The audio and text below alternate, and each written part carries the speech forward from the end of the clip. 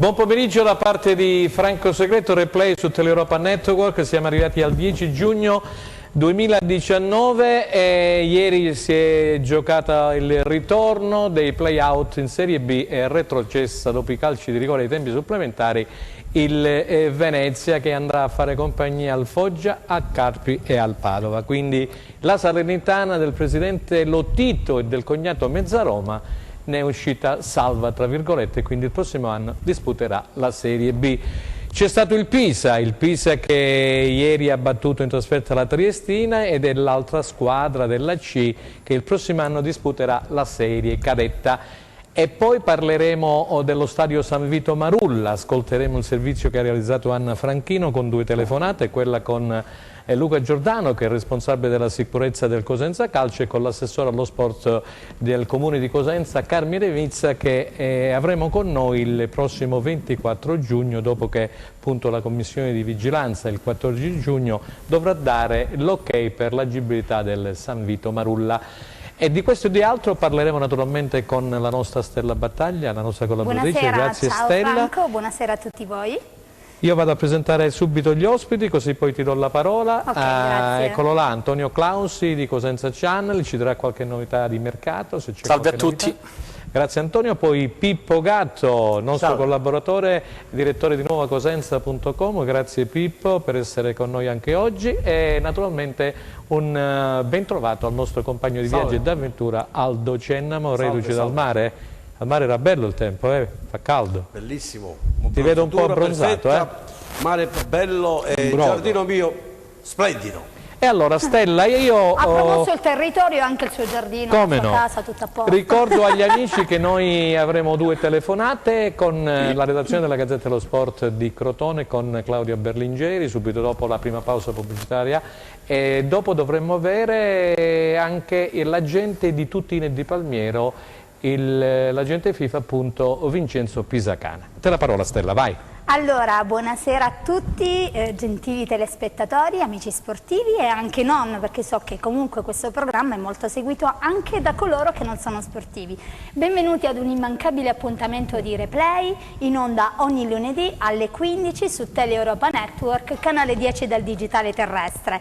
Ringraziamo sempre il coordinatore della trasmissione, il nostro capitano Franco Segreto, che arricchisce il programma di informazioni sportive. Un saluto ai nostri ospiti che ci onorano della loro presenza qui in studio, e un caloroso abbraccio a tutti i miei amici al mare che ci seguono dalla nostra app. Scusa, io vivo al mare, Franco, quindi devo salutarli anche loro, perché mi dicevano che oggi andavano al mare a prendere il sole, a farsi il bagno, e hanno detto: tu vai a Cosenza, faremo un bagno anche per te. Grazie. E noi facciamo la sauna. E io li saluto. E noi faremo la sauna. Facciamo la sauna.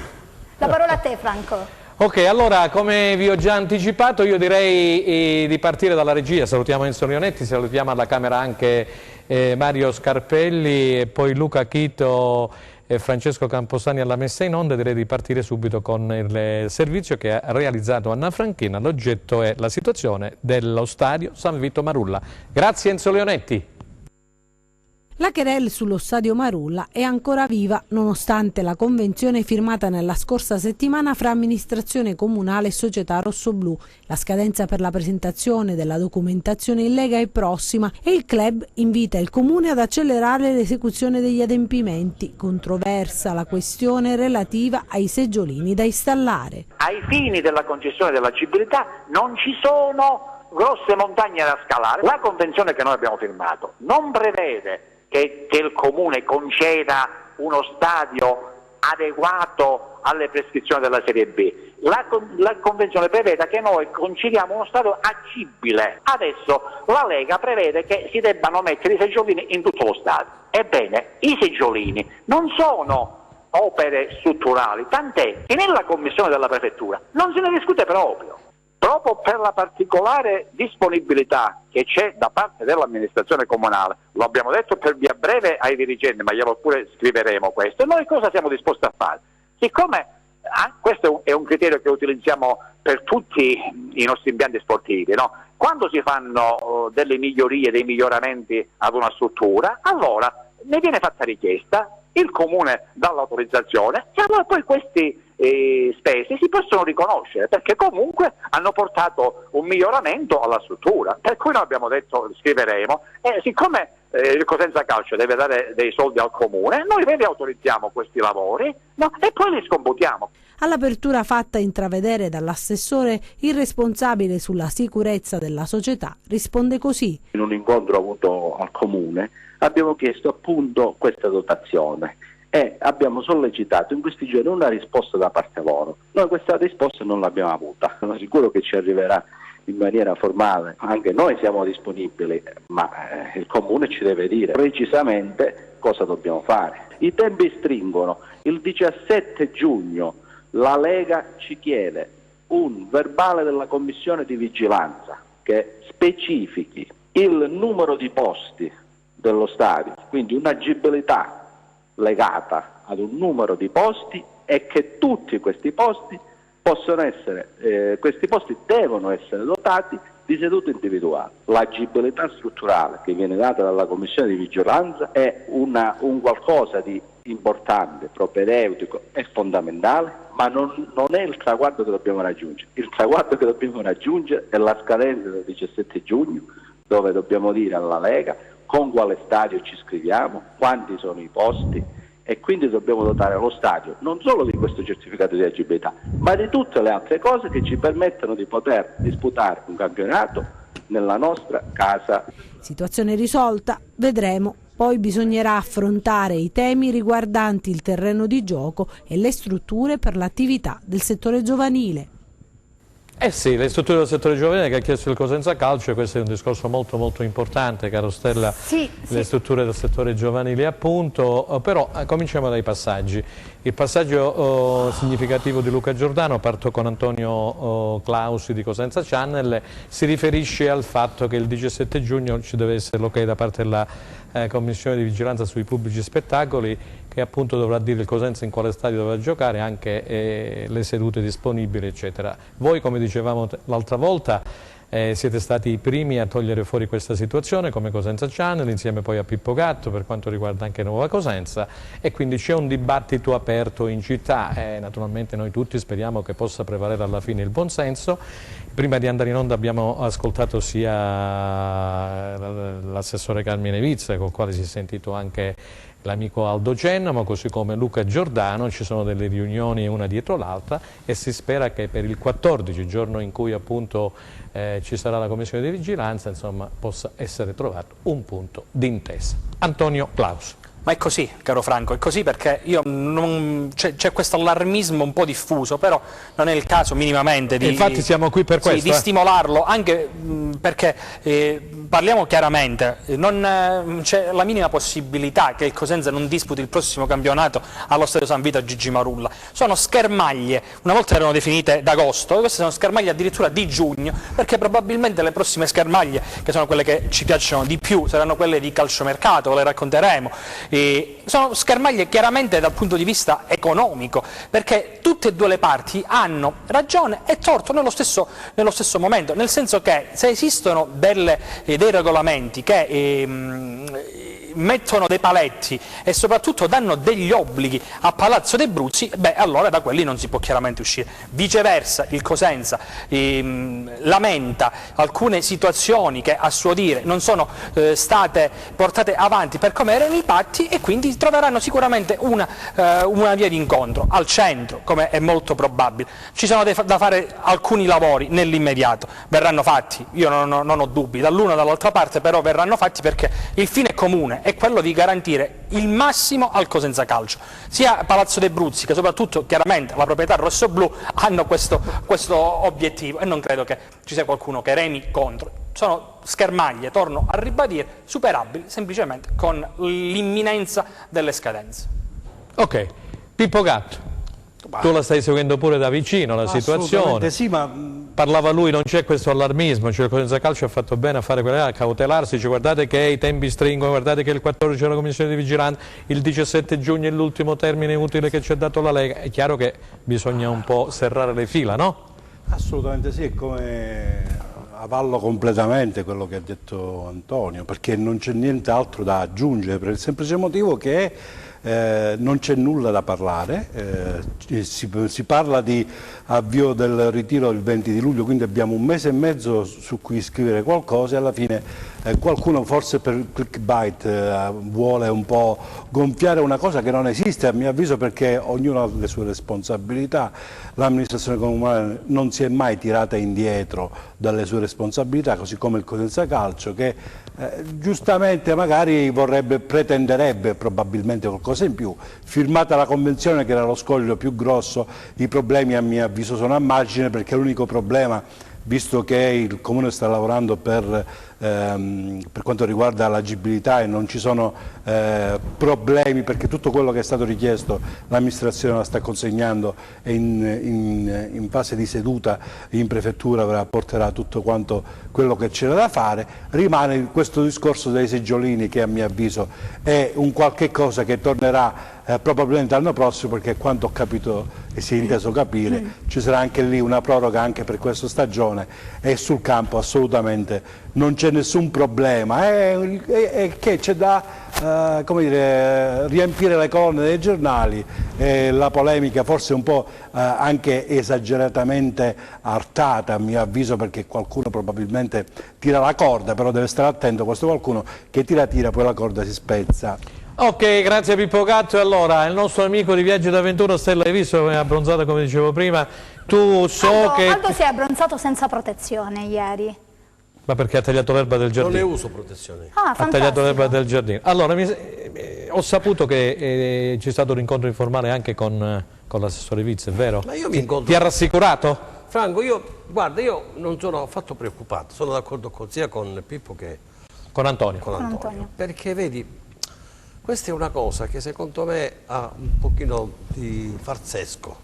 C'è qualcuno che ci mette lo zampino e invece tra due persone per bene, come il presidente Quarascio, a cui mi legano tantissima amicizia, e il sindaco con il quale sono anche molto amico, tra persone per bene, è chiaro che alla fine un punto di incontro si deve trovare, perché secondo io per esempio sono uno che sto stimolando più volte e lo sto facendo a viso aperto, pubblicamente, senza ombra di nascondere, mi sto cercando di vedere se c'è possibilità che i due si incominciano si parlino, si incontrano, senza che ci sia Aldo Cennamo, Franco Segreto, Ciccio, Nicola Picca, da soli si parlano, perché questa vicenda è una vicenda strana. Perché? Il Comune di Cosenza sta facendo le cose che deve fare. Ti dico 3 cose che c'è bisogno di fare per dare questa situazione. C'è bisogno di predisporre 3 stanze, una per la questura e 2 stanze servono per eventuali arresti che ci sono allo stadio. C'è bisogno di un telefono e il telefono pare che sia stato... C'è bisogno di mettere una segnaletica adeguata e pare che la segnaletica si stia lavorando. C'è bisogno soprattutto di trovare uno spazio necessario quando arrivano i tifosi che devono arrivare attraverso l'Amaco, per vedere con l'Amaco se è possibile che l'Amaco possa andare faccio un esempio, a Montalto, perché a Cosenza li prende nello spazio se si trova, ma se deve andare fuori dall'ambito di Cosenza probabilmente allora stanno cercando. Per quanto riguarda invece la curva si sta cercando il cancello della curva nord. Il cancello è superato, perché i cancelli non ci hanno deciso che non vanno più, ma si mettono quelle transenne che noi conosciamo, per cui si sta lavorando, la società sta lavorando anche per cercare di risolvere tanti problemi che c'è una convenzione che è stata fatta, c'è tutto un discorso tra di loro che sta venendo fuori e i tecnici, persone per bene come Giordano, l'assessore Vizzi e i tecnici stanno facendo il possibile per cercare di far capire, come ha detto Claudio, che sono bisquigli, Franco, ma i bisquigli bisogna risolverli tra persone per bene. Il sindaco è una persona per bene, il presidente si incontrassero e dicessero a questi signori: per favore uscite dall'angolo, non vogliamo più suggerimenti, chiamiamo i tecnici e affrontiamo i problemi, perché altrimenti questa querela durerà ancora a lungo, il 17 poi il 24 sarà la fine. Allora bisogna trovare il modo di dialogare. Si sta facendo l'impossibile, adesso si fa l'impossibile, adesso poi pensiamo ad altre cose. Lo stadio è un problema secondo me che non esiste, il 17 ci sarà questa commissione, i seggiolini come ha detto Pippo non sono un problema, lo stadio non sono tra quelli che possono inviciare la possibilità di giocare a San Siro, sono fuori da questa logica, per cui se le due parti in campo che devono essere una forza centripeta, devono unirsi, devono stare assieme, devono incontrarsi, riusciranno col buonsenso che c'è tra le buone parti, altrimenti continuano la querela. Però al San Vito si gioca, le partite si faranno, l'iscrizione ci sarà tutto, solo una querela. Fuori i mistificatori e quelli che mettono zizzania. Ok, ho capito. Grazie. Aveva alzato il dito anche Antonio Clausi, voleva aggiungere qualcosina perché andiamo ad introdurre poi il Cosenza e poi subito dopo il Crotone, perché salutiamo poi la nostra amica Claudia Berlincini. Io mi riallaccio al discorso stadio Cosenza Calcio in questo caso, per fare un salto oltre campagnano. Prego, arrende? Arrende, perché riguardo a tutto ciò, con la rielezione del sindaco Manna, diventerà... I complimenti glieli facciamo, le congratulazioni al sindaco Manna e alla sua squadra che ieri sono imposti nel ballottaggio. Assolutamente. Dicevo, con la sua realizzazione diventerà esecutivo, operativo, una concessione di diritto di superficie al Rende Calcio per 99 anni, in base al quale verrà fatta una ristrutturazione dello stadio Lorenzo. Sì. E soprattutto verrà creato un centro sportivo sui terreni dove c'era l'Azzurra. Quindi, quello che diceva Aldo... Dove c'è l'Azzurra? Sì, l'Azzurra. Dove c'è cooperazione tra un'amministrazione comunale e la proprietà di una società di calcio, vengono fuori anche delle idee innovative e delle idee soprattutto mirate alla crescita del club stesso. È chiaro, non me ne vogliono i dirigenti del Rende, al momento il livello del Cosenza è totalmente differente, è un paio di piani superiore rispetto a quello che può essere la dimensione biancorossa. Però lo stesso presidente Guarascio credo che abbia in cuor suo la stessa finalità, quella di garantire al Cosenza Calcio, quindi a qualcosa che è suo sostanzialmente, è normale, una casa e soprattutto un posto dove far crescere piccoli talenti. Questo perché? Perché da 8 anni, 9 anni, da quando Guarascio è presidente, la Berretti, la Junioris, adesso la Primavera e tutte le altre squadre del settore... Ma infatti c'è Stella che... Mi voleva dire qualcosa delle... secondi posso... Anche perché adesso subito. Girano raminghe per l'Interland di Cosenza. Stella, scusami, che avevi tu là? Sì, scusami, per Antonio, anche per Aldo e Pippo. Allora, saputo che il Cosenza ha chiesto la possibilità di utilizzare strutture comunali per il settore giovanile, e questo volevo dire, che comprende 4 squadre maschili ed una femminile. Cosa ne pensate? Quindi potrebbe essere fattibile questa richiesta, secondo voi? Allora, Antonio, tu hai finito, se no diamo la parola ad Aldo. Sempre visto che hai introdotto il discorso, certo, sempre contestualizzando. Allora, io credo che sempre contestualizzando il Cosenza Calcio come finalità massima, quindi come massimo sodalizio della provincia di Cosenza, nell'ambito di un accordo con l'amministrazione della città o anche provinciale, qualora i cambi vengono rintracciati al di fuori dei confini comunali, questa cosa possa avvenire e sia corretto magari sostenere questo progetto. C'è il però di tante realtà che esistono a Cosenza e province che poi però potrebbero giustamente reclamare lo stesso trattamento. Aldo e poi Pippo, dai Aldo subito. Io aggiungo quello che ha detto bene Clausi, c'è un'altra cosa da aggiungere, c'è questa cosa, c'è stato un incontro con una struttura privata, perché il settore giovanile Guarascio fa bene a reclamarlo, è importante, fa bene Guarascio, è chiaro. Ci sta cercando perché per Guarascio, da quello che mi ha detto il settore giovanile, è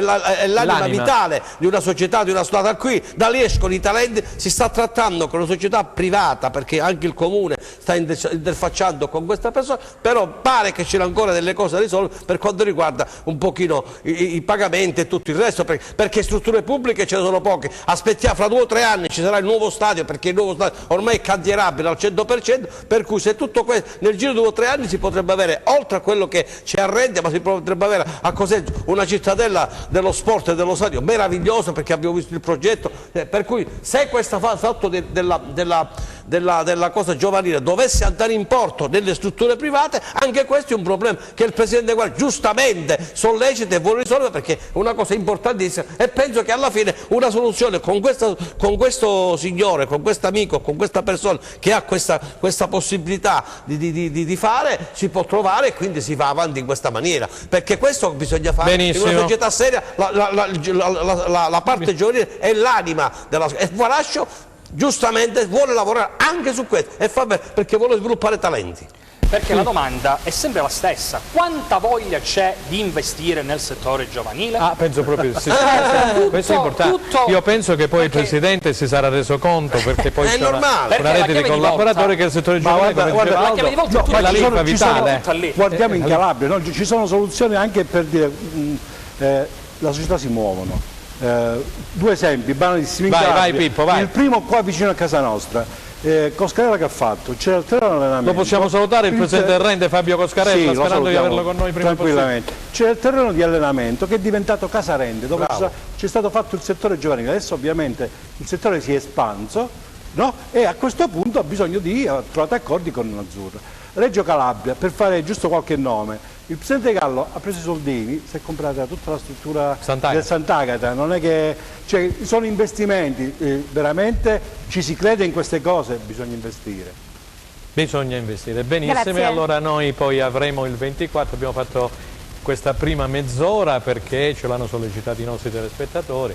Poi ringraziamo Anna Franchino per il servizio che praticamente ha realizzato. Io vado ad introdurre naturalmente il discorso della Serie B. Partiamo dal Cosenza, perché stamattina il Corriere dello Sport titolava Tutto da ricostruire o quasi, caro Antonio, perché vogliamo introdurre il Cosenza, nel frattempo poi andiamo in pubblicità e ascoltiamo anche la collega Berlingeri da Crotone. Vai! Sì, il Cosenza, la certezza al momento è il ritiro. Da giorno 20 a San Giovanni in Fiore. Luglio, sì. Dove io e Pippo andiamo a fare la diretta.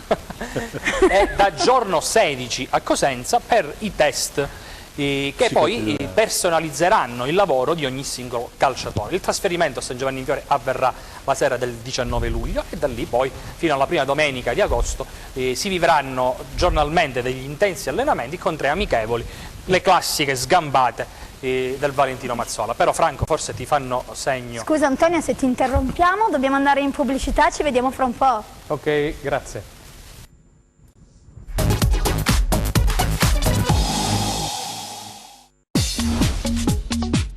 Cerca Teleeuropa sul tuo Play Store o Apple Store e scarica la nostra app.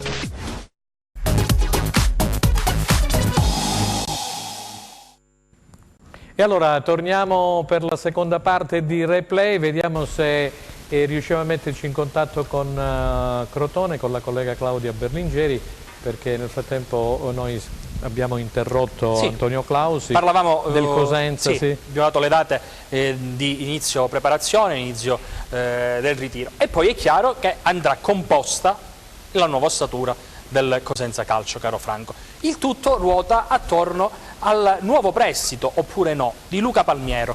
Leggevamo spesso e volentieri in maniera non corretta che non è possibile un nuovo prestito dal Napoli al Cosenza Calcio. La NOIF in questione, la 103 se non sbaglio, invece non vieta assolutamente ad una società di prestare ad un secondo club ricevente lo stesso calciatore. C'è il vincolo al massimo di effettuare un prestito biennale, nel senso che in una singola operazione non esiste il prestito triennale, ma al massimo per 2 anni.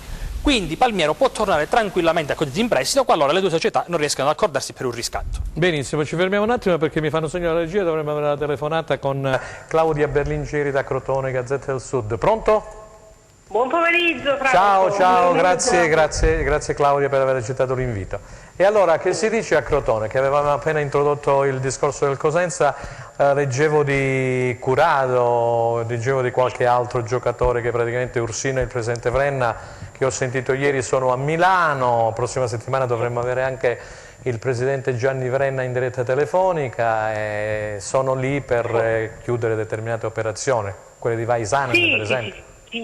Sì, è chiaro che insomma dopo quello che è successo la scorsa estate, che soprattutto con la difesa si sono mossi all'ultimo minuto, vuoi perché c'era insomma il dubbio se si sarebbe giocato in Serie A o Serie B, ricorderete bene, quindi quest'anno la società vuole muoversi in anticipo come d'altronde aveva sempre fatto negli anni precedenti. quindi anche dietro indicazione di Stroppa si è parlato con rispettivamente Genoa e Spal per avere nuovamente Curado e Vaisanen per la difesa, visto che comunque Golemic è di proprietà.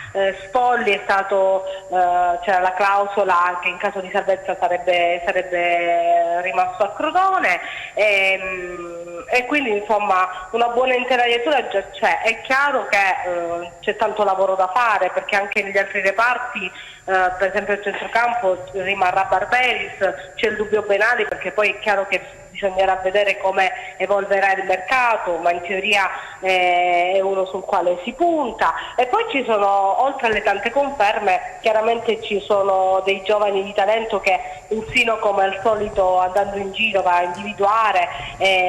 Insomma, si parla di Luca Clemenza, che è un trequartista della Juve, ma è in scadenza il 30, per cui insomma occhi puntati su di lui, ma anche di Reno Piscopo. Si parla di Matteo Bruno Risandri, che del Parma probabilmente andrà in ritiro con il Parma, ma l'anno scorso è stato in prestito ad Arezzo e insomma ha collezionato 42 presenze, segnando 17 reti e fornendo 2 assist, quindi si tratta di un attaccante esterno che può essere utilizzato sia come trequartista come seconda punta, quindi insomma è uno che sposa bene il ruolo che vuole Stroppa. Perché anche in attacco c'è Simi che ha rinnovato per 3 anni, però anche per lui come per Benali bisognerà vedere come andrà il mercato, perché se arrivano delle offerte importanti e concrete la società non trattiene nessuno, quindi questo è una Benissimo. cosa Senti Claudia, prima di dare la parola ai nostri ospiti, mi puoi dire se è stato già fissato il ritiro precampionato da parte del Crotone Calcio e dove si effettuerà?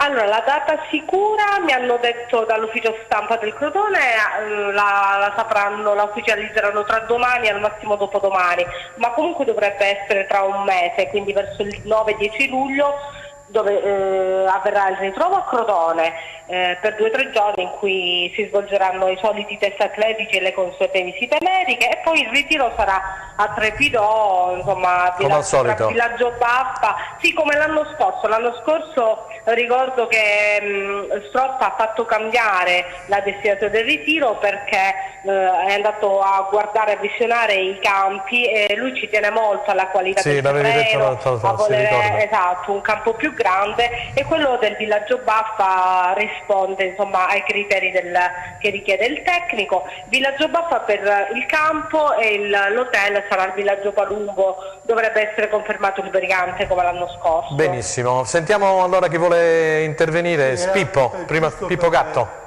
No, sottolineare come il Crotone continua a puntare sui giovani. Il discorso Carbò, questo biennale di un 20enne, significa che Ursino crede sempre in questi giovani promesse.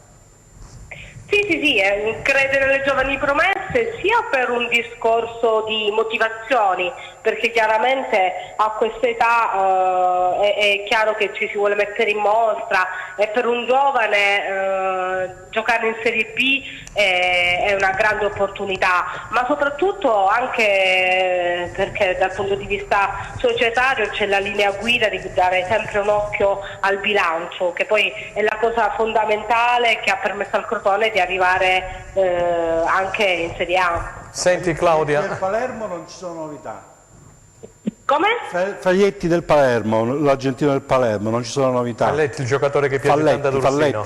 Faglietti. Sì, è un vecchio pallino di Ursino, però insomma bisognerà vedere, perché ci sono anche altre richieste, quindi bisognerà vedere poi nel concreto se ci sarà corrispondenza tra richiesta e offerta. Benissimo, allora Claudia, se non c'è nient'altro da aggiungere per quanto riguarda il Crotone, ripeto, ho sentito Ursino, il presidente Gianni Vrenna interverrà con noi poi lunedì prossimo, noi ti ringraziamo e poi seguiremo naturalmente con te quello che succederà nel corso di questo calciomercato. Grazie per essere intervenuto e della disponibilità, grazie Claudia. Buona serata. E allora torniamo in studio perché arrivano un po' di mail e di messaggi che tifosi del Cosenza Calcio che auspicano e si augurano che il presidente Guarascio, che come diceva Aldo persona per bene, così come il sindaco, l'amministrazione comunale e l'assessore Vizza possono trovare un punto d'intesa superabilissimo, così come è stato detto praticamente prima, perché a mio avviso forse si è fatto troppo clamore. No, Pippo, nel senso che i tifosi hanno a cuore sia le sorti della società che meno male chiaramente, perciò siccome stanno arrivando un po' di messaggi, chiaramente insomma siete stati abbastanza espliciti, no? Anche Aldo ha invitato ad un colloquio naturalmente tranquillo, colloquio serafico, un colloquio tra persone per bene. Sicuramente per me non ci sono grossi ostacoli, assolutamente mai stato. Non ci sono grossi ostacoli, perché quando poi si ragiona e ci si mette a tavolino tra persone per bene, insomma, ma poi abbiamo sentito anche Franco sia Giordano che un punto di intesa lo si trova sempre. C'è anche sintonia su piccole cose, ma si possono risolvere. Benissimo. Certo. Secondo me basta collaborare tra di loro poi. Sì, perché bisogna comunque, come dicono questi tifosi, dire grazie al presidente Guarascio per quello che ha fatto fino alla presenza, e al comune che l'anno scorso ha speso 1 milione di euro, poi è troppo lunga la mail. Comunque insomma l'assunto era questo. Allora Antonio, abbiamo sentito il Crotone, abbiamo introdotto invece il Cosenza. Vogliamo partire con quelli che sicuri rimarranno qui. Nel frattempo io inviterei il Solinetta alla regia, se riusciamo a metterci in contatto con Vincenzo Pisacane, che è pure amico tuo, mi pare, Antonio, no? Il procuratore di Tutino e Palmiero. Ho sentito un paio di volte, l'ha intervistato, e quindi il procuratore di Tutino e di Palmiero. Vai. Gli elementi che sicuramente rimarranno, o meglio, sono di proprietà del Cosenza, sono sicuramente le 2 coppie di terzini. Bittante, per cui è scattato il rinnovo automatico, e Corsi, da recuperare in tempo per la prima giornata di campionato, sulla destra, e a sinistra chiaramente Dorazio è legittimo. Al centro le certezze sono rappresentate da Idda e Capela. Idda però deve rinnovare in questi giorni. Rinnoverà sicuramente insieme a Bruccini e anche a Saracco, che sarà calciatore bandiera insieme a Perina, quindi molto importante. C'è da sostituire Dermacu, destinato al Parma. Allora l'idea qual è? Quella di prendere 2 calciatori già conclamati e affermati nel campionato cadetto. 2 calciatori quindi non scommesse, ma 2 certezze, in maniera tale che l'idea di base del Cosenza sia quella di partire con una retroguardia a 4 e non più a 3. Quindi base con la difesa a 4, e poi chiaramente fare degli accorgimenti tattici se il campionato e le singole partite dovessero richiedere. Ma anche l'anno scorso qualche volta si è giocato con la difesa a 4, salvo poi ritornare alla difesa a 3, sì, insomma, perché no? Essendo... E poi Braglia è uno che vuole la squadra duttile, camaleontica. Duttile e sul pezzo, perché Braglia quando capisce che qualche elemento si culla un po' troppo e dà le cose per scontate, che fa? Mischia le carte e cambia anche il modulo. Ecco perché però si inizierà a lavorare su una difesa a 4. Detto questo, c'è da evidenziare come a centrocampo si cerchino invece degli elementi dinamici, degli elementi in grado di poter mettere un po' di sale, un po' di pepe anche nel centrocampo rosso-blu, dove Bruccini, come ho detto, dovrebbe rinnovare a breve il suo contratto, e poi tutto ruota intorno alla figura di Luca Palmiero. Luca Palmiero che non ci giriamo Speriamo intorno. di averlo, Pisacane, così ci dice qualcosina. Luca Palmiero, non ci giriamo intorno, è un calciatore che ha dimostrato sul campo di poter cullare legittimamente, non lo nascondiamo, l'ambizione di potersi cimentare in un club di Serie A, che sia il Napoli o chi che sia per lui. Però il Cosenza spera in cuor suo di poter replicare un'operazione che avrebbe davvero del miracoloso per come stanno adesso le cose. E poi l'attacco. Sì. E poi l'attacco. Allora io ti vorrei fermare un attimo a proposito di attacco, perché ieri il Corriere dello Sport, il collega Salvatore Geracci, ha considerato, parlo di Embalo, di Carlos Embalo, che in questo momento sta disputando la Coppa d'Africa con il Guinea-Bissau, che diciamo la nuova Guinea, esattamente. E ha parlato per lui il suo procuratore Peppe Accardi. Allora, se dalla regia siamo pronti, io manderei... Abbiamo la telefonata? Ah, benissimo, abbiamo la telefonata, vediamo se al telefono l'agente procuratore di Tutino e Palmiero, Vincenzo Pisacane. Pronto? Sì, salve, buongiorno. Buongiorno signor Pisacane. Allora, grazie intanto per aver accettato l'invito e naturalmente per la sua disponibilità. Il collega di Cosenza Channel, Antonio Clausi, parlava poc'anzi della situazione appunto di Palmiero. Vabbè, Tutino lo sappiamo tutti, ha avuto a Cosenza la sua consacrazione insieme a Palmiero, 10 gol, e nella famosa diciamo, classifica di Transfer Market, che è al 18° posto con 2,5 milioni, 3 milioni di euro. Quindi diciamo, il ragazzo si è dato da fare, così come tutta la squadra, e Braglia è stato il suo mentore, se vogliamo. Ci può dire qualcosina su, giusto perché lo sappiano i tifosi cosentini, diciamo che sono molto attaccati ai due calciatori, sia a Tutino che a Palmiero. Come stanno le cose? Grazie.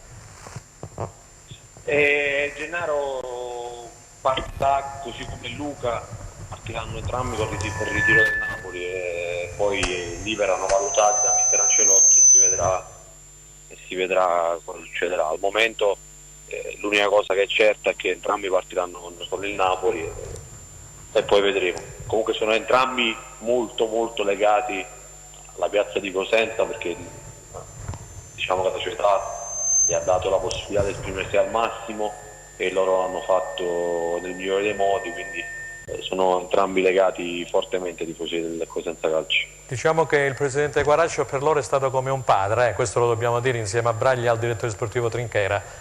Quindi insomma i ragazzi poi hanno capito e si sono affezionati veramente anche all'ambiente sportivo rossoblù. Allora, Antonio Clausi di Cosenza Channel, per l'amico Pisacane. Dottor Pisacane, buon pomeriggio.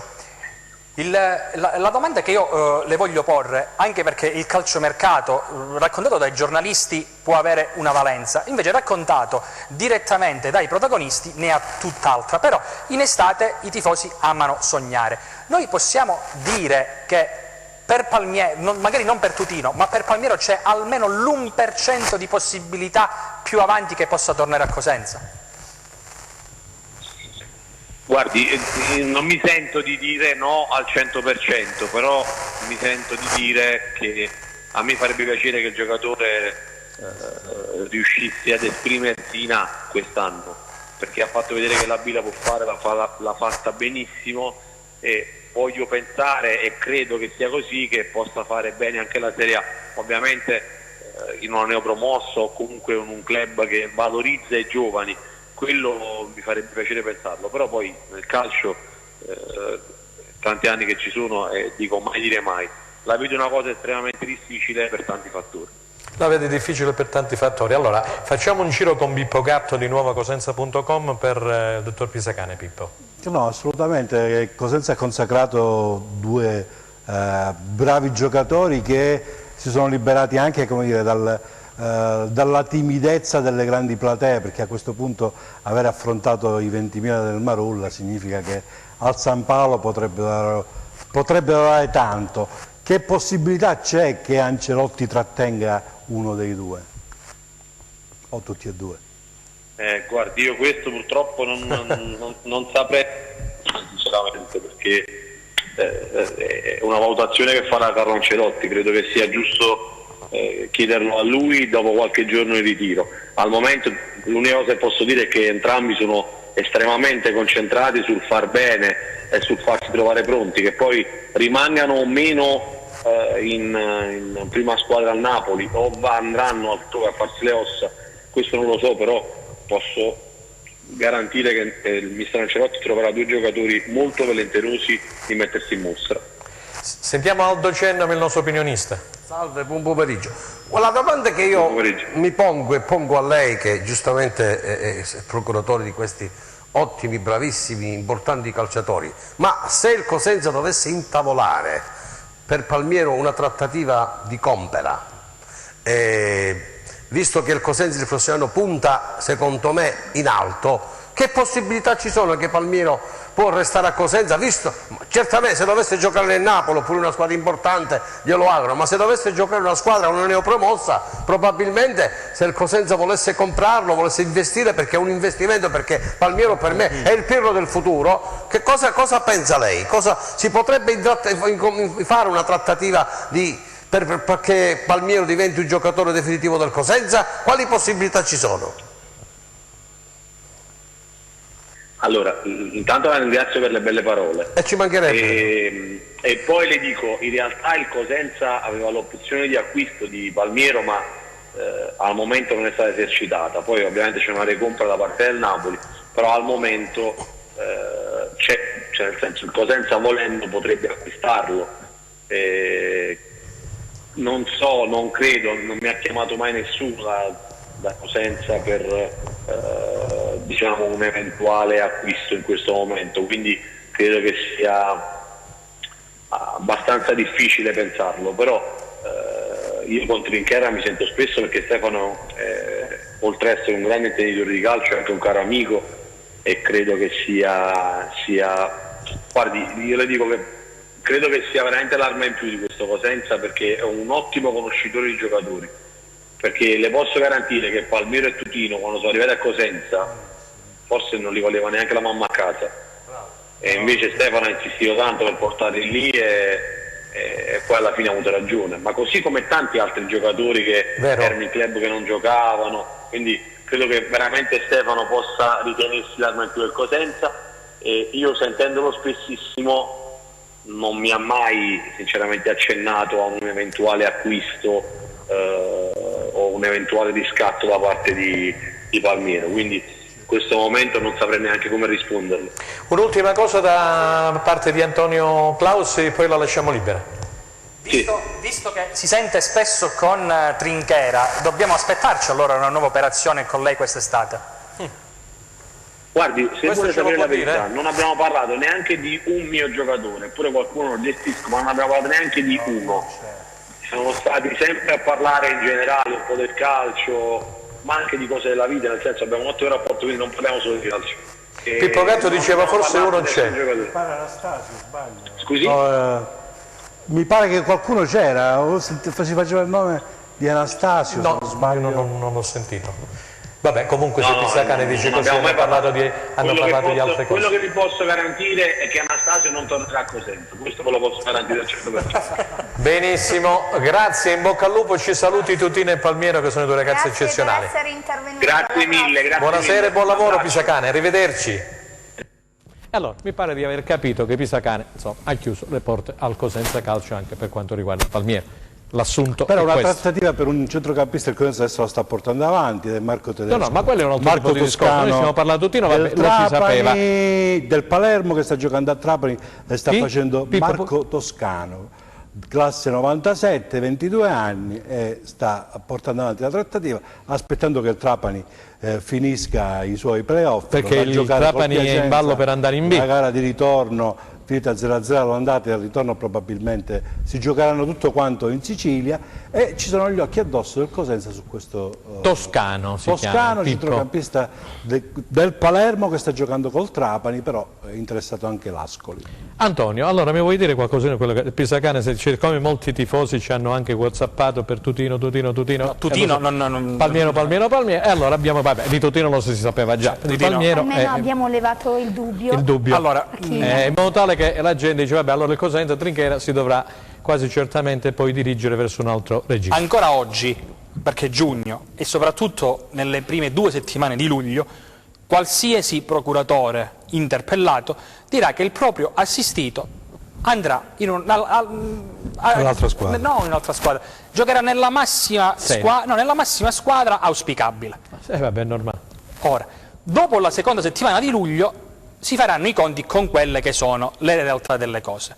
E se Palmiero non dovesse trovare sbocco in una formazione del massimo campionato di bassa classifica, come ha sottolineato lo stesso Pisacane, io torno a ripetere che il Cosenza c'è. Benissimo, e allora ce lo auspichiamo e ce lo auguriamo tutti, perché giustamente siamo al 10 di giugno, da qui fino a metà luglio. Insomma, chiaramente non con il riscatto, perché scade il 30 giugno. Trascorrerà un mese. 2 milioni di euro. Aldo, tu che mi volevi aggiungere qualcosa?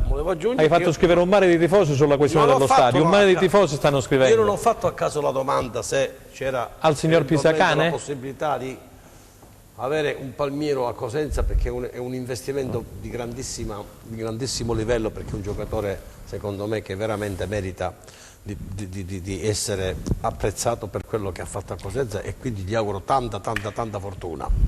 Ma quello che è importante, caro Franco, è quello che si sono detti l'altra sera Trinchera, Braglia e il presidente Guarascio, su quelle che devono essere. Mi meraviglio che Clausi, che è uno attento, uno che si va ad infilare, che, ma io che si, scusami, è uno che io lo chiamo un tupinariello, cioè nel senso che lui riesce a farmi leggere le sue cose e mi fa appassionare, anche non abbia saputo nulla di quello che è filtrato, che si è detto. Secondo me scusami, chiudo. quell'incontro è un incontro importantissimo, perché Braglia sicuramente nel momento in cui ha accettato 1 anno di contratto, non 2 anni, Franco, stiamo attenti ai passaggi, un anno di contratto, abbia sicuramente pensato di restare a Cosenza un altro anno, ma di essere un protagonista a Cosenza con la sua squadra. Se tutto questo è vero, allora c'è bisogno, come il presidente Guarascio benissimo sa, lui la fase 5 anni di Guarascio sono stati eccezionali, mai una multa, ha pagato i dipendenti, ha pagato i giocatori, cioè il Cosenza è una squadra sana, pulita, perfetta. A Salerno abbiamo dimostrato di essere una squadra anche con gli attributi, non abbiamo regalato nulla. Allora l'hai già ribadito, se si buttano le basi, caro Franco, bisogna assolutamente pensare che quest'anno il Cosenza deve fare una squadra per cercare di arrivare tra i primi posti, perché il pubblico 12-15 mila, perché noi abbiamo una media di 12.000 spettatori, tutti. Ma 8.000 spettatori proprio fissi, vuol dire che hanno bisogno di avere una squadra che possa essere protagonista. Se questo sarà, lo vedremo, ma credo che Braglia avrà detto queste cose e avrà pensato che per restare a Cosenza adesso c'è bisogno di uno scatto di reni, e Guarascio sicuramente lo farà. Antonio, scusami, poi ti do la parola. Stavamo parlando dell'attacco, perché hai analizzato i reparti, sì. Quindi la difesa, che Saracco è anche il giocatore bandiera, quindi dovrebbe essere rinnovato pure il contratto a Saracco. Hai parlato del centrocampo, il Solomungo c'è un contratto, sì. E Bruccini dovrebbe firmare, diciamo, prossimamente. L'attacco, allora si è parlato di Embalo. Prima dell'attacco dico una cosa sul centrocampo. Subito, sì. C'è Sciaudone, sì. Che è un calciatore che vorrebbe restare a Cosenza, è legato al Novara. Lo sappiamo che è di proprietà del Novara. Un attimo, è con un contratto importante, però non va sottovalutata una cosa: il procuratore di Sciaudone è il Romualdo Corvino, il quale con Trinchera ha un canale diretto. Bene. Quindi un ritorno di Sciaudone a Cosenza è tutt'altro che fantasia, anche perché a Cosenza lui si è rilanciato. Giusto. E Braglia lo rivuole. Quindi questo l'hanno discusso adesso arrivo da te. Però non vi accorrate con le voci, perché se no una pezza ragazzi, torniamo subito e continuate a parlare. Stasi invece era Gaetano era il giovane del Napoli che era attenzionato al Cosenza, però figuriamo. Allora, dopo continuiamo a parlare, adesso dobbiamo andare in pubblicità, torniamo subito.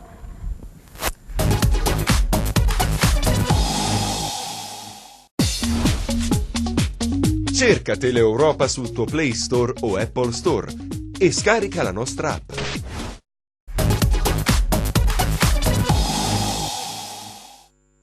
E allora, terza ed ultima parte di Replay per questo 10 giugno 2019, ci ha raggiunto nel frattempo Gianluca Pasqua, il quale vuole chiarire alcune situazioni sulla questione su delle informazioni in precedenza. Quello che è stato detto nella prima parte della trasmissione. Buon pomeriggio a tutti, intervengo in qualità di ufficio stampa del Cosenza Calcio, perché nella prima parte della trasmissione si è affrontato il tema relativo al Marulla, ai lavori da effettuare, alle riunioni in corso. In effetti c'è una riunione in corso in questo momento. La situazione è tutt'altro che facile, nel senso che si è stato detto con un po' di superficialità che si farà questo, si arriverà a quello.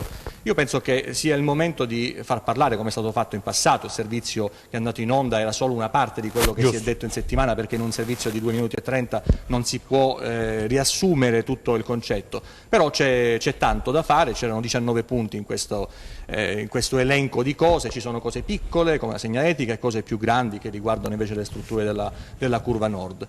Il Comune, nella persona dell'assessore Vizza, ha detto che sarà fatto tutto dentro i termini, e questa è la speranza di tutti. E poi ci sono la questione dei seggiolini, la questione del terreno di gioco, la questione delle strutture per il settore giovanile. Io penso che in questo momento sia il caso che parlino le persone più addentro della vicenda, che non si parli con faciloneria, perché il rischio c'è. L'anno scorso, per andare dietro alla tranquillità, alla serenità, poi sappiamo quello che è successo. Il Cosenza ha pagato dazio nella gara con Verona, 10.000 persone sono rimaste fuori, il terreno di gioco ha creato problemi durante la stagione, la società è stata costretta a intervenire più volte per cercare di tamponare quello che non era stato fatto al meglio, e questo sotto l'occhio di tutti durante l'anno, tant'è vero che ancora oggi ci sono delle prescrizioni della Lega che impongono di effettuare dei lavori sul terreno di gioco, ed è uno dei 3 punti cardine di questa situazione. Quindi, come diceva Franco nella scorsa puntata, forse è il caso di aspettare. Giusto.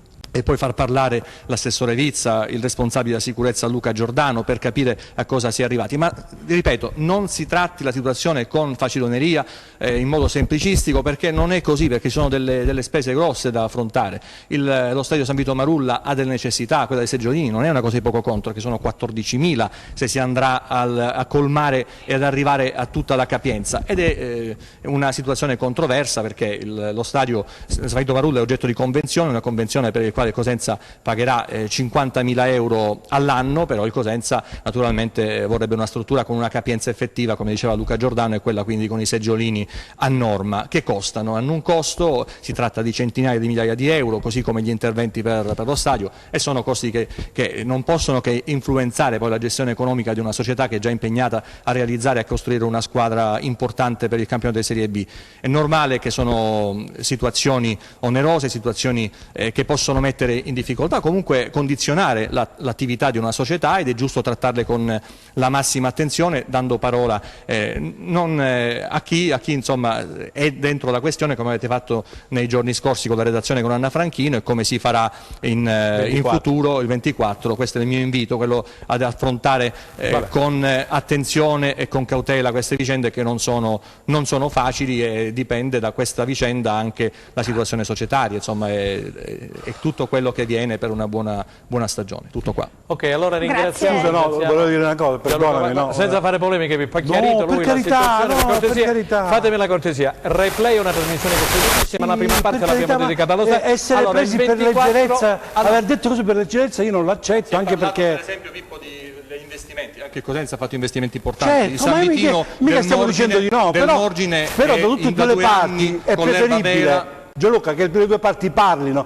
e non che si venga in trasmissione a raccontare e fare una cosa mediatica, per il semplice motivo che quando si è parlato le soluzioni sono state sempre trovate, e dire che chi ha investito di più, chi ha investito di meno non è una gara, perché i soldini sono stati cacciati, l'anno scorso 1 milione di euro, non voglio prendere le parti di nessuno, anzi vorrei che magari qualcuno dell'amministrazione intervenisse, anche perché giustamente tu tiri le parti ma è giusto, però dire che noi giornalisti siamo leggeri, questo non te la faccio passare. Pippo ha dato un'indicazione di massima, il 24 per carità.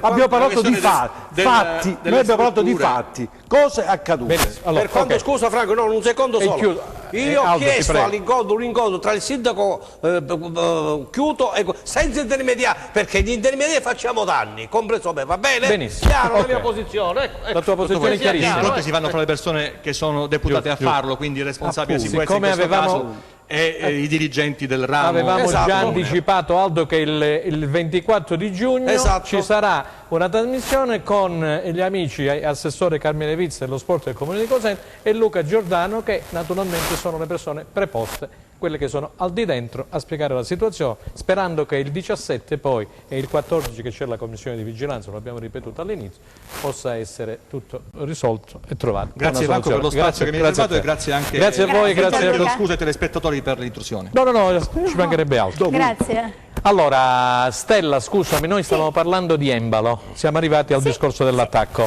Perché Embalo? Perché ieri il Corriere dello Sport, e come dicevo prima, siccome il giocatore è impegnato con la Coppa d'Africa, il suo procuratore Peppe Accardi ha praticamente rilasciato una dichiarazione, e questa dichiarazione io la vorrei mettere in videata, Senso Leonetti, eccola qua, e la vai a leggere, così poi entriamo in argomento Embalo. Allora, Embalo, ora basta con il tiro e molla, voglio andare via. Appena il tempo di arrivare a Marino deve affrontare la prima grana.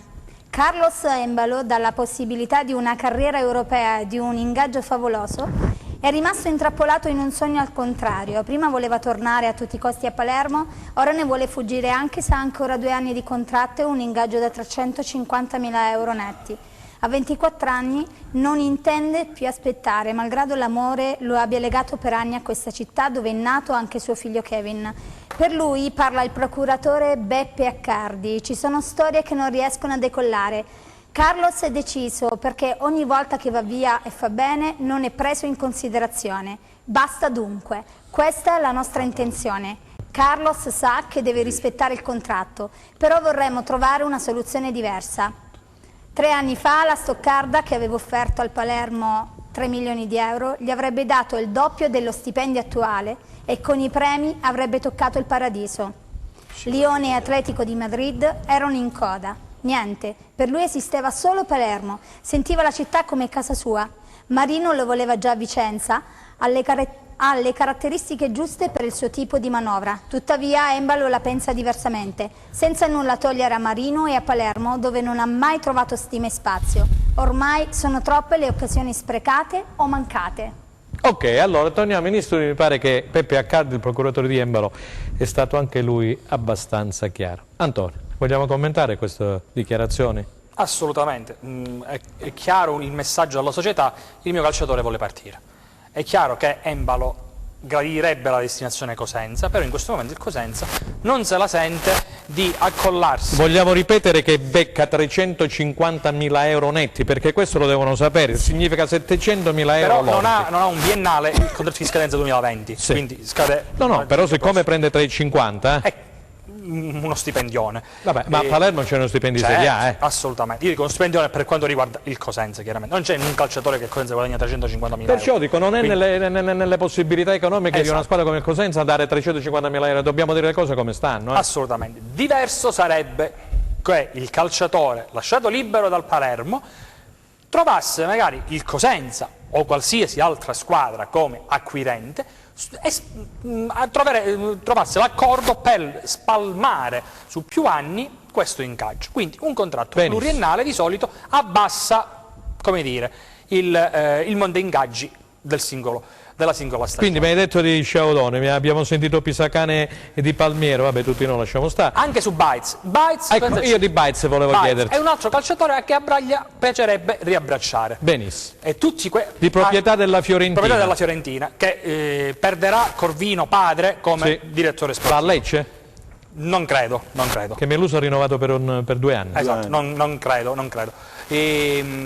C'è da dire anche una cosa, parliamo prima della difesa, Ristov non credo venga rinnovato. Sì, pure io ho questa notizia. C'è questa notizia che Ristov probabilmente non tornerà a Cosenza. E poi, visto che ad Aldo piace, come dire, il romanzo, quello ci vuole. Dietro le quinte. Qualche dietro le quinte, possiamo dire che in questo incontro a cui hanno partecipato Braglia, Trincheri, il Presidente, c'era anche il nuovo braccio destro del Presidente, quel Daniel Interst. Di cui hai parlato tu la volta scorsa. Sì, perché abbiamo evidenziato come il Presidente Guarascio abbia nuovi punti di riferimento all'interno della società, oltre a Trinchera, che sono appunto questo Interst, sia Roberto Anania. Questo svolge funzione di direttore amministrativo, se ho capito. Cura la parte amministrativa. E c'è anche chiaramente il responsabile della sicurezza, Luca Giordano. Ribadiamo che queste nuove 3 figure sono 3 figure apicali. L'avvocato Anania, che salutiamo, Roberto Anania. Sono nuove 3 figure apicali a cui Guarascio ha delegato parte della gestione del club, chiaramente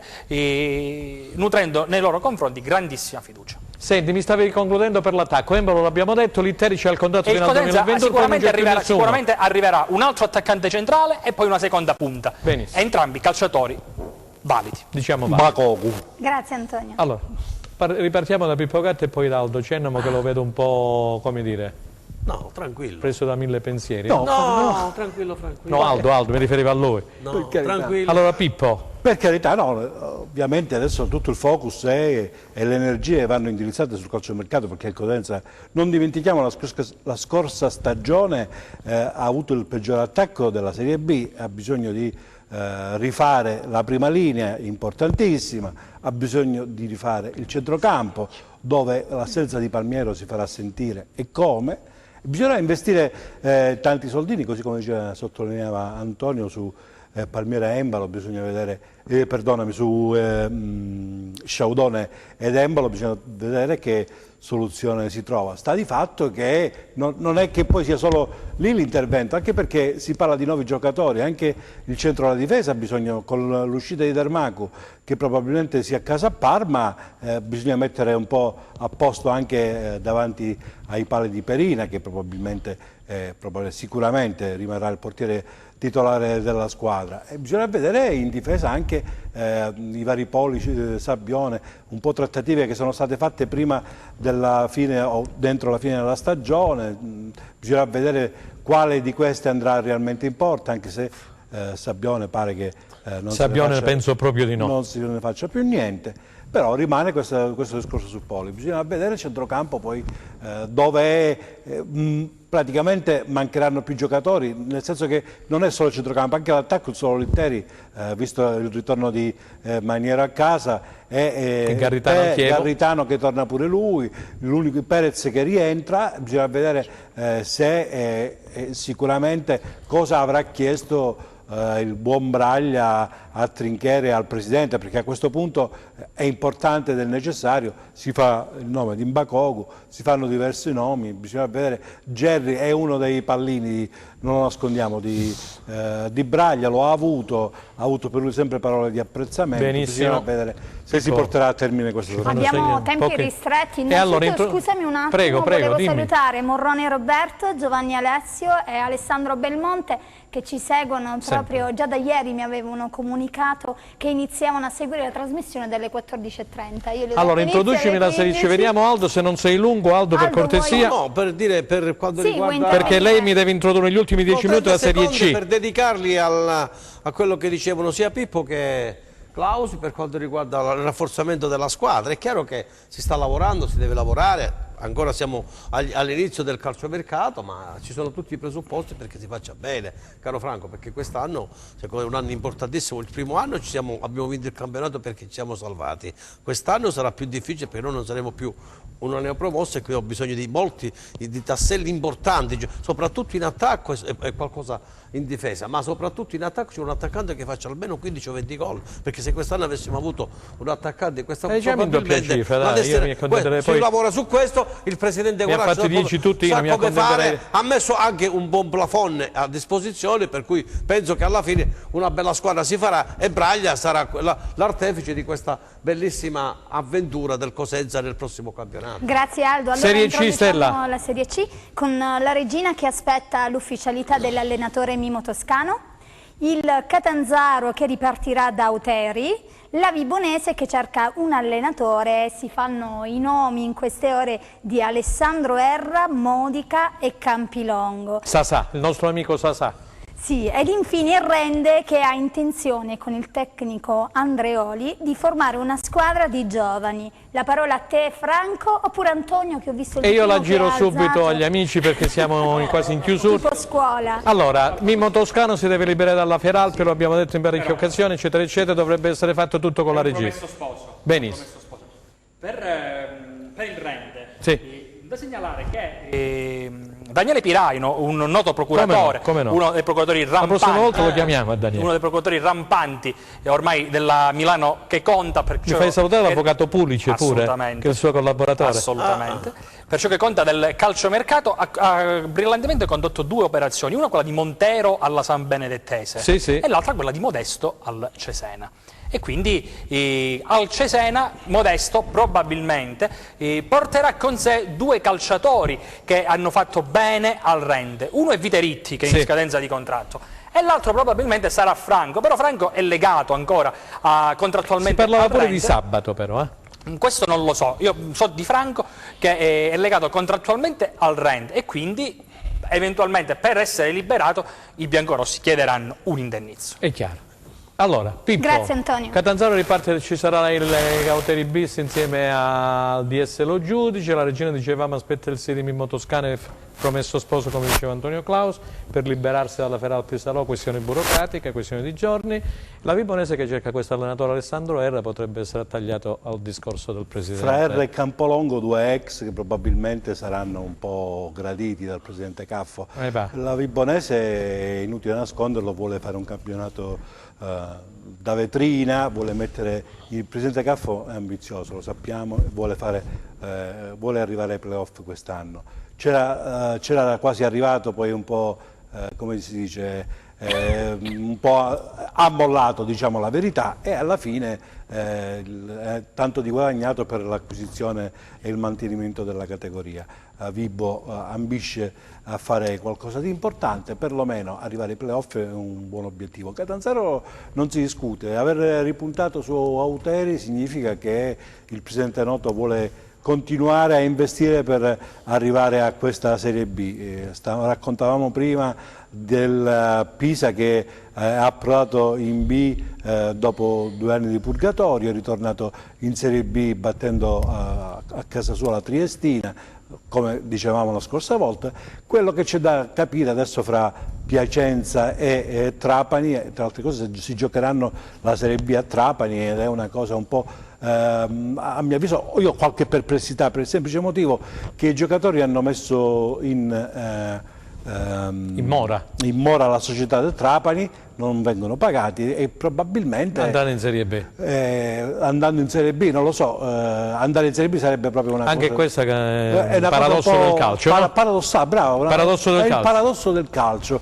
A me dispiace perché comunque la società del Sud che va in B mi farebbe tanto piacere. Bisognerà vedere come andrà a finire. Ritornando a bomba sulla Serie C, Auteri, a mio avviso, ripeto, il presidente Loto vuole arrivare a tutti i costi in Serie B, vuole bruciare le tappe, ha provato a fare quello che fece l'anno scorso il Cosenza, non ci è riuscito, i playoff sono una lotteria, bisognerebbe calcolarli. Il Rende, c'è questa simpatica iniziativa, di più, questa iniziativa del Presidente Coscarella che con Andreoli vuole ambire a fare la nuova rivelazione del campionato. Probabilmente ci riuscirà perché conoscendo le persone, conoscendo la competenza di calcio che gli compete, scusate il gioco di parole, probabilmente si divertiranno anche quest'anno oltre Campagnano. Vediamo se Aldo Cenno mi vuole dire qualcosina, se no poi voglio chiudere con la Morrone. No, vabbè, ma come al solito la Morrone che è rappresentata anche qui da Pippo, Antonio Plaus. Parto dal Rende, ha preso Andrea, lo conosco, l'ho detto già l'altra volta, mio paesano, lo conosco, l'ho visto crescere, un allenatore che si può fare a Rende, può emergere ancora di più, ha giocato con noi in Serie B, è un combattente, è una persona veramente che dà l'anima, ha una struttura bellissima anche a Fuscaldo dove ci sono tantissimi giovani che ci vanno ad allenarsi e via dicendo. Per quanto riguarda invece la Regina, penso che il prossimo anno con Toscano, se prenderà Toscano, punterà sicuramente non è che viene qui si può accontentare di una metà classifica. È un giocatore vincente, per cui secondo me farà bene. Il Catanzaro con Auteri, ha scelto Auteri, quest'anno Auteri non ha avuto quel successo che si pensava avesse perché lui è la Serie C la conosce molto bene, probabilmente gli è mancato qualcosa, gli faranno una squadra importante perché il Catanzaro il prossimo anno o punta alla Serie B oppure starà a vita in C e non mi pare che il Catanzaro possa stare in C continuamente. Antonio ha un blasone e deve difendere soprattutto questo blasone. Antonio, stamattina qualche organo di stampa parlava di Baclé con un punto interrogativo che forse potrebbe andare via da Reggio. Ma prenderà via da Reggio bisogna trovare una squadra in grado di coprire per intero un ingaggio molto importante. Mai dire mai che c'è qualcuno qui che mi ha scritto a Cosenza, io non metto lingua perché il calciomercato appartiene al direttore sportivo Trinchera. Allora, parliamo un attimo di questa Morrone, siamo in chiusura? Sì, Morrone settimana ci saranno degli incontri che programmeranno il futuro, sicuramente nel weekend... Vogliamo dire parteciperà al campionato di? Eccellenza. Il campionato di eccellenza, però una cosa la possiamo dire, venerdì in collaborazione con gli amici della Giovine Italia, la sede della Morrone sarà a teatro della presentazione del libro dell'almanacco di Paolo Ghisoni, giornalista di Sky. Puoi dire quale giorno? Perché sì, venerdì col collega Vittorio Scarpelli mi pare. Assolutamente sì, col collega Vittorio Scarpelli. Alle ore? Alle 15:30. Venerdì 14 giugno? Sì, venerdì 14 giugno e ci saranno chiaramente degli ospiti importanti che poi sveleremo al momento giusto e poi vedrete chiaramente le immagini di quella giornata sui canali social e non solo. E li faremo vedere anche noi qui a Replay, naturalmente, perché noi fino a fine mese andremo avanti e mi raccomando di non perdere poi la puntata del 24 dove si chiarirà la situazione del San Vito Marulla con l'assessore Vizza allo sport del Comune di Cosenza e dall'altra parte è Luca Giordano che è il responsabile della sicurezza del Cosenza Calcio. Allora, però non devono collegarsi il 24, no. C'è ancora la puntata del 17. Sì, no, io l'ho ricordato. Grande Stella. Sapete, io lascio il mare, vengo qui con estremo piacere vengo a vedervi.